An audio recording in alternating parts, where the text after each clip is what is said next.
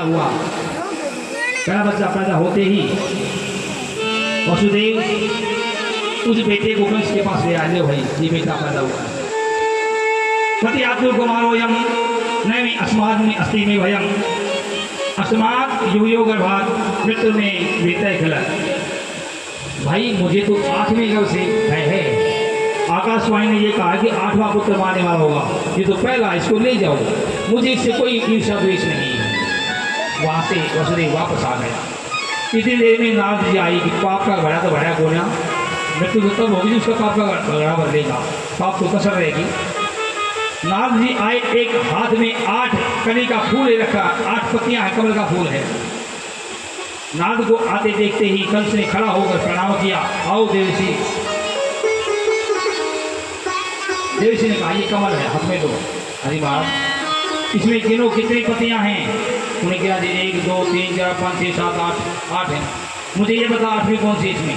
तो पहली कौन सी है? कहीं से किन लोगों सारी 8वीं हो सकती हैं, कोई सी पहली हो सकती है। तो बावड़ा है, ये देवता पता नहीं क्या कर सकते हैं, ये विष्णु को से 8वीं बना दे, उसकी गिनती किस प्रकार की तो नहीं जानता।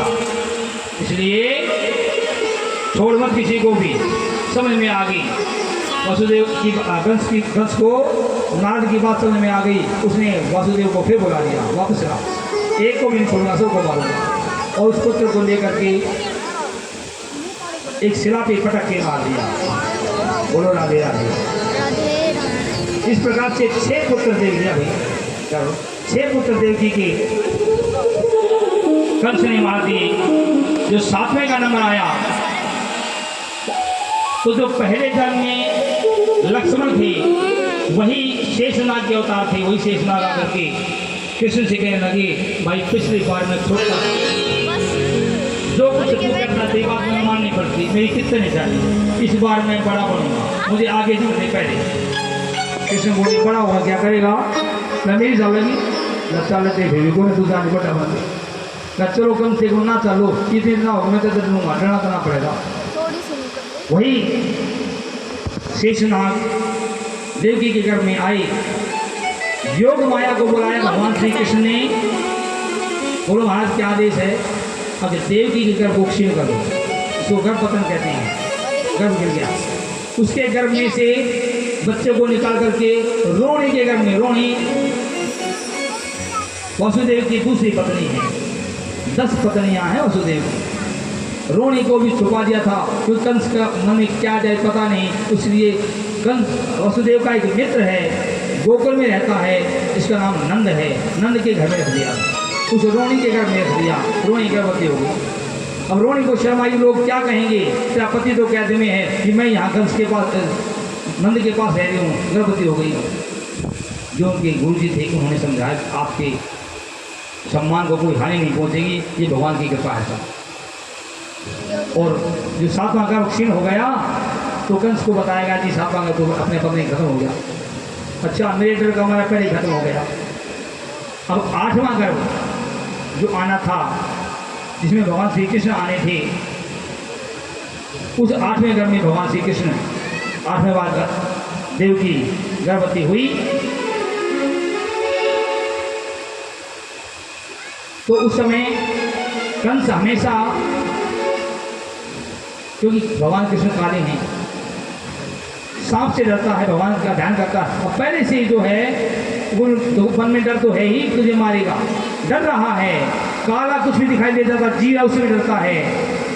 गर्भ की स्तुति की 16 श्लोकों में, और भगवान कारागार में प्रकट हो गए, प्रकट होकर के अपना रूप दिखाया। 10 श्लोकों में वसुदेव ने भगवान की स्तुति की और भगवान ने अपना रूप दिखाया और ये कहा कि मुझे अभी आधी रात के समय गोकुल में पहुंचा दो। वसुदेव ने कहा महाराज कैसे पहुंचा सकते हैं, सब कुछ बता पड़ा हूँ, ये चिंता तेरी नहीं है। सब ताले खुल गए, पहरेदार सो गए, हथकड़ी बढ़िया टूट गई, अपने आप वहाँ पे एक टोकरा आ गया जिसमें रख करके वासुदेव वहाँ से चले और नदी में जब घुसने लगे तो यमुना नदी पार थी। ऊपर से बरसात हो रही है, बरसात को रोकने के लिए शेषनाग छतरी ताने हुए हैं, नाक तक पानी आ गया है, पीछे जा नहीं सकते हैं, कंस का डर है, आगे पानी नाक में घुसने वाला है। भगवान श्री कृष्ण ने देखा और पैर नीचे लटका दिया और पैर को स्पर्श करके यमुना मैया नीचे उतर गई। बोलो राधे राधे, बोलो कृष्ण भगवान की जय। वसुदेव जी लेके आ रहे हैं डरते डरते और कृष्ण भगवान नदी में पैर स्वागतम कृष्ण, स्वागतम कृष्ण, स्वागतम कृष्ण, स्वागतम कृष्ण,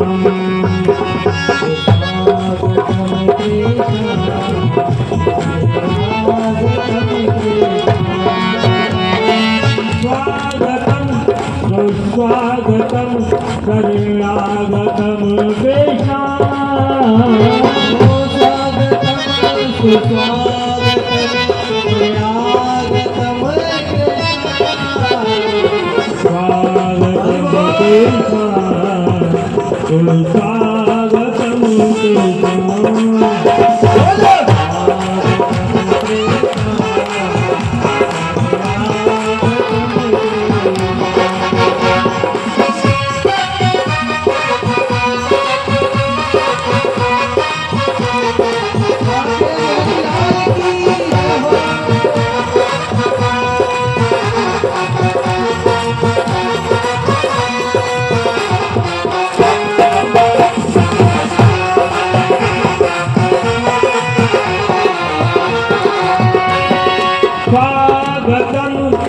स्वागतम शरणागतम कृष्ण,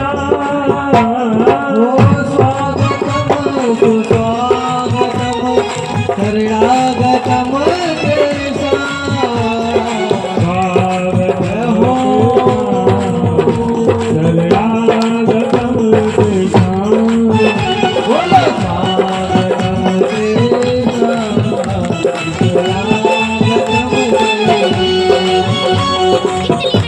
बांके बिहारी लाल की जय हो। और ब्रज में है रही जय जयकार, नंद घर लाला जय।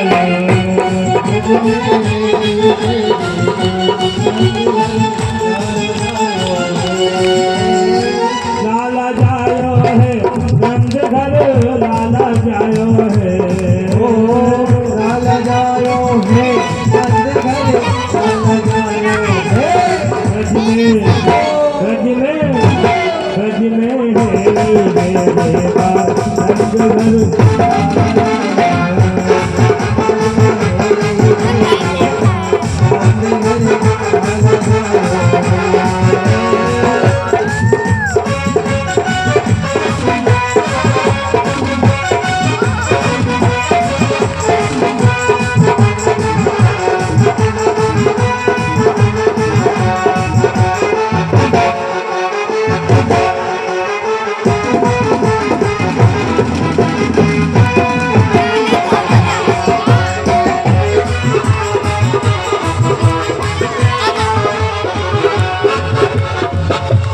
बारी से कन्हैया जी के सभी दर्शन करें।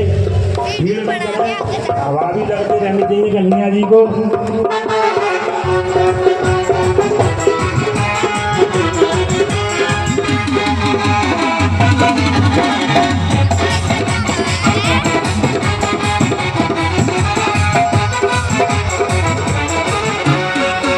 एक साथ सब ना है, एक साथ सब नहीं। जब यहाँ से ये पीछे हो जाए तब आप बारी बारी से आए। सभी माता बहन ध्यान दें, एक साथ नहीं आए। देखें ये निकलती जाए, आप पीछे से आते जाए।